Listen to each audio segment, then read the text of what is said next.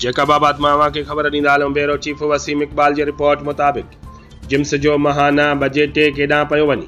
Gyms अस्पताल में corruption, हिसोपति, पंहिंजा नवाज़ी ऐं सिफारशी कल्चर सबबि नूरवा वासण मुस्मात राहीला ज़ाल भूरल आरबाणी तड़पी तड़पी दम ॾेई छॾियो। वारसन ऐं आरबाणी बिरादरी पारां अस्पताल अंदर दवाउनि जी खोट ऐं डॉक्टरनि जी गफ़लत ख़िलाफ़ लाश रखी धरणो। वारसन इल्ज़ाम हणंदे चयो त अस्पताल में दवाउनि जी खोट ऐं डॉक्टरनि जी गफ़लत सबबि असांजी औरत फ़ौत थी आहे। उन्हनि चयो त करप्ट अमलदारनि करप्शन करे अस्पताल खे खोखलो बणाए छॾियो आहे। असां समूरियूं दवाऊं ॿाहिरां वठी आया आहियूं। हिते कुझु बि नाहे। माफ़िया जिम्स खे खाई तबाह करे विया आहिनि।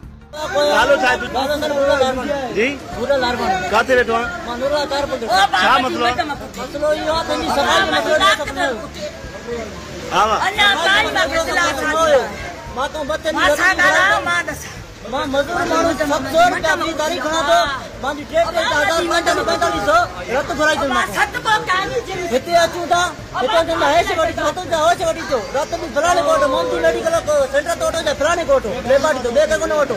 ठीकु आहे। हाणे हे एटे मुंहिंजी वाइफ समाज में दम छॾे विया हे ॾह घुराया था हिकु जाइ ते ॾह हे ॾिसो था न। हाणे हिकु जाइ ते तव्हांजो ॾह हणो मरीज़ खे जॾहिं सफ़ा मरीज़ सीरियस आहे तव्हांजो कहिड़ो कमु हाणे हलणो था चढ़े पियो ॾह घणा घुराया।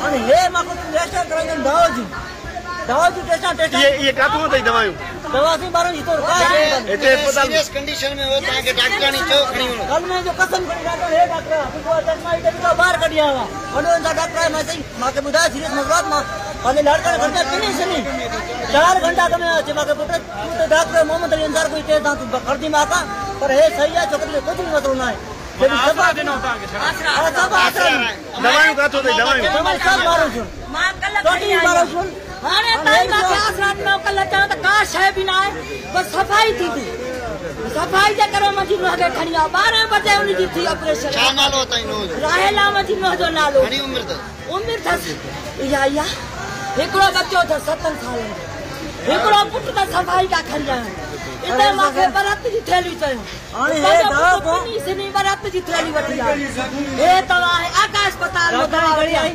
हां डॉक्टर लगे दीदी अम्मा कहे मारिया ओ डॉक्टर मारी रे केड़ी डॉक्टर अरे डॉक्टर जाना केड़ी अस्पताल केड़ी अस्पताल जिनसे